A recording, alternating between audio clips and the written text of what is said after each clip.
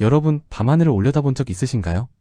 어제 본 별빛이 오늘도 반짝이고 있지만 사실 그 빛은 수억 년 전 우주의 어딘가에서 출발해 지금 막 우리 눈에 도착한 것입니다. 그렇다면 질문이 생깁니다. 우주는 어디까지 이어져 있을까요? 끝이 있다면 그곳에는 무엇이 있을까요? 만약 끝이 없다면 우리는 지금 어디에 서 있는 걸까요? 고대인들은 하늘의 끝에 신들이 산다고 믿었습니다. 메소포타미아의 사제들은 점토판에 별을 새기며 왕국의 운명을 점쳤고, 이집트의 사제들은 시리우스를 관찰하며 나일강의 범람을 예측했습니다. 마야 문명은 태양과 금성의 움직임을 기록하며 오늘날에도 정확성이 놀라운 달력을 만들었습니다. 그들에게 하늘은 곧 신의 언어였고 끝은 곧 신의 영역이었습니다. 하지만 20세기 과학은 그 끝에 대해 다시 묻습니다. 1929년 천문학자 에드윈 허블은 은하 빛에서 적색 페니아리디스 HIFT 현상을 발견했습니다. 멀리 있는 은하일수록 더 빠르게 우리로부터 멀어지고 있었던 것이죠. 우주는 정적인 무대가 아니라 팽창하는 공간이었던 겁니다. 그리고 이 말은 우주에는 시작이 있었다는 뜻이기도 합니다. 바로 빅뱅. 약 138억 년 전 모든 것이 한 점에서 출발했습니다. 시간도 공간도 별도 은하도 그리고 우리 자신까지도. 그런데 여기서 더 충격적인 사실이 있습니다. 우주는 지금도 팽창하고 있으며 그 속도는 점점 더 빨라지고 있다는 겁니다. 빛보다 빠르게 멀어지는 은하, 결코 닿을 수 없는 경계, 그리고 정체를 알 수 없는 암흑 에너지. 과학자들은 말합니다. 우리는 결코 우주의 끝에 도달할 수 없다. 이 순간 질문은 다시 폭발합니다. 우리가 보는 밤하늘은 진짜 우주일까요? 지평선 너머에는 무엇이 있을까요? 끝이 없다면 우리는 지금 어디에 서 있는 걸까요? 오늘 우리는 이 질문의 답을 찾기 위해 고대 신화에서 현대 천문학의 최전선까지 끝을 향한 탐구의 길을 따라가 보겠습니다. 밤하늘은 인류의 첫 번째 도서관이었습니다. 기원전 5000년 전 메소포타미아 사람들은 점토판 위에 별자리와 행성의 움직임을 새겼습니다. 단순한 낙서가 아니었습니다. 별빛은 신의 언어였고 그것을 읽는 것이 곧 왕국의 미래를 예언하는 일이었습니다. 별이 밝아지면 전쟁이 일어나고 행성이 엇갈리면 왕의 운명이 바뀐다고 믿었던 것이죠. 오늘날 학자들이 이 점토판을 해독한 결과 그것은 실제로 행성의 주기와 일식을 정밀하게 기록한 자료였습니다. 이집트의 사제들도 하늘을 읽었습니다. 그들은 시리우스를 주시했는데 이 별이 새벽 하늘에 떠오르면 나일강이 곧 범람했습니다. 즉 별빛은 생존을 예고하는 신호였습니다. 그래서 피라미드는 단순한 무덤이 아니라 신과 하늘을 잇는 거대한 계단이기도 했습니다. 마야 문명 역시 집요했습니다. 치첸이트사에 세워진 거대한 피라미드 엘 카스티오는 태양이 특정 각도로 비칠 때 뱀이 계단을 기어 내려오는 듯한 그림자를 들이도록 설계되었습니다. 그들의 달력은 현대 과학자들도 감탄할 만큼 정확했죠. 그러나 아무리 정밀해도 끝은 보이지 않았습니다. 고대 그리스 철학자들도 고민했습니다. 피타고라스는 천체의 운동에서 수학적 조화를 발견했고 플라톤은 하늘을 완전한 질서의 세계라 했습니다. 아리스토텔레스는 지구를 중심으로 55개의 천구가 있다고 주장했는데 그 끝은 제1천, 즉 신의 세계였습니다. 수천 년 동안 끝은 신비와 경외 속에 감춰져 있었습니다. 하지만 인류는 멈추지 않았습니다. 끝은 언제나 질문을 낳았고 질문은 문명을 움직였습니다. 16세기 코페르니쿠스는 지동설을 제시했습니다. 지구가 중심이 아니라면 우리가 믿던 끝 역시 무너져야 했습니다. 갈릴레오는 망원경을 들어 목성의 위성을 관측했습니다. 작은 점들이 목성 주위를 돌고 있었죠. 천체가 반드시 지구 중심을 돌 필요는 없다는 사실이 증명된 순간이었습니다. 그리고 뉴턴. 그는 만유인력의 법칙을 세우며 천체의 운동이 신의 의지가 아닌 수학으로 설명될 수 있음을 보여주었습니다. 끝은 더 이상 신의 경계가 아니었고 무한히 이어진 공간으로 바뀌었습니다.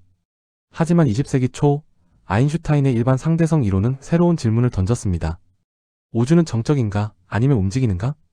그리고 1929년 허블이 그 답을 내놓습니다. 멀리 있는 은하들이 우리로부터 멀어지고 있었던 것이죠. 즉 우주는 팽창하고 있었습니다. 이는 곧 시작이 있었다는 뜻이기도 했습니다. 바로 빅뱅 비그뱅. 1965년 두 과학자 펜지어스와 윌슨은 전파 안테나에서 정체불명의 잡음을 발견했습니다. 알고 보니 그것은 빅뱅 이후 38만 년이 지나 방출된 빛, 우주 마이크로파 배경 복사였습니다. 이후 COB, WMAP, 플랭크 위성이 이를 정밀 측정했습니다.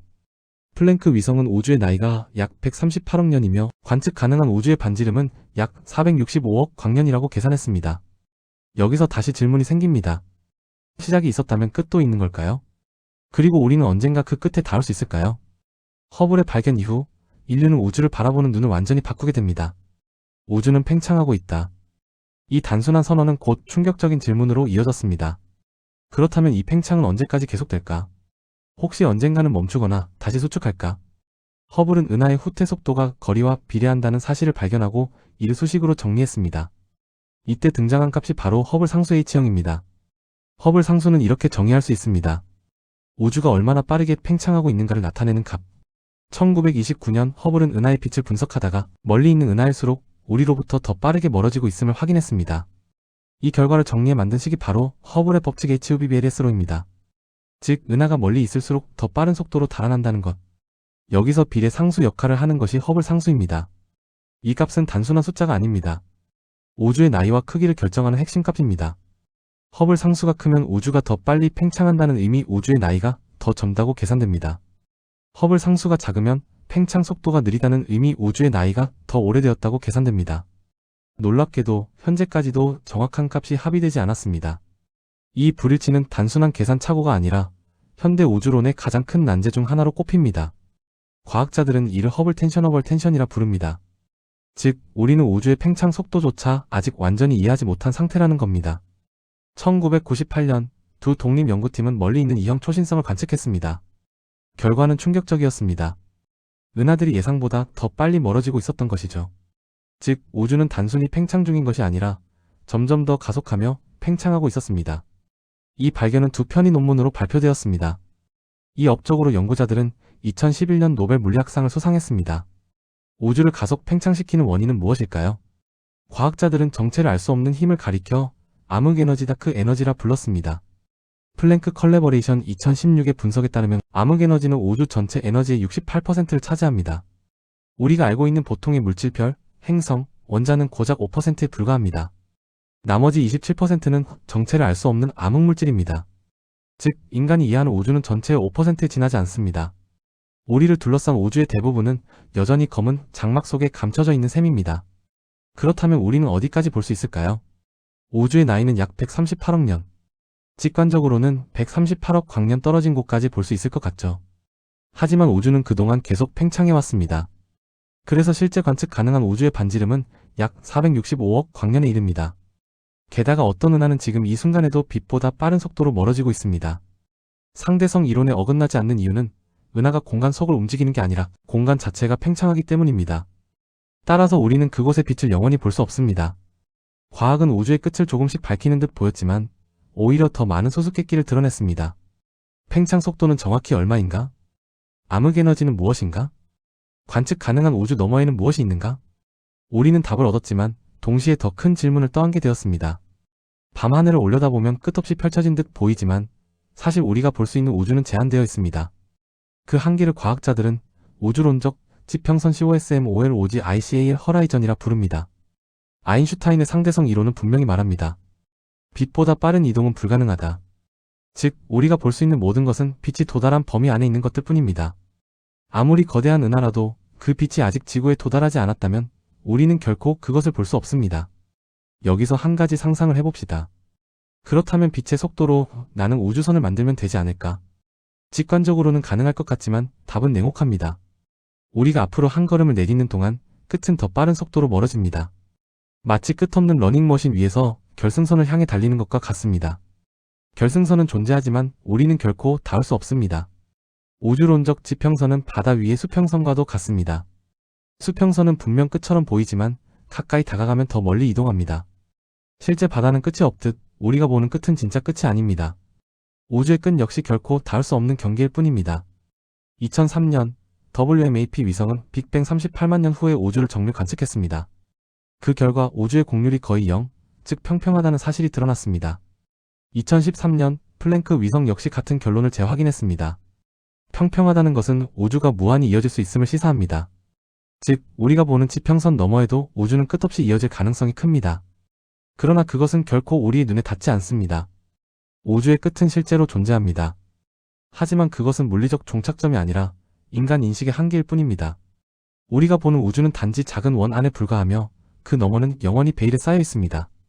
우주의 끝은 단순히 과학의 문제가 아니었습니다. 인류는 수천 년 전부터 끝을 상상했고 그 상상은 문명마다 다른 얼굴을 하고 있었습니다. 고대의 끝 신들의 영역. 메소포타미아에서 하늘은 곧 신의 세계였습니다. 별의 움직임은 왕국의 흥망을 예고하는 신탁이었고 점토판 위에 별자리는 곧 신의 메시지였습니다. 이집트 사제들은 시리우스의 출현으로 나일강의 범람을 계산했습니다. 그 순간은 단순한 자연 현상이 아니라 신의 질서가 세상에 스며드는 사건으로 여겨졌습니다. 마야 문명은 치첸 이트사에 천문대를 세우고 태양과 금성을 추적했습니다. 그들의 달력은 현대 과학자들을 놀라게 할 만큼 정밀했지만 그럼에도 우주의 끝에는 닿지 못했습니다. 중세 유럽에서 끝은 신학적 개념이었습니다. 하늘은 천국과 지옥을 가르는 장막이었고 인간은 그 너머를 결코 알 수 없다고 믿었습니다. 과학이 아니라 믿음이 끝을 설명하던 시대였습니다.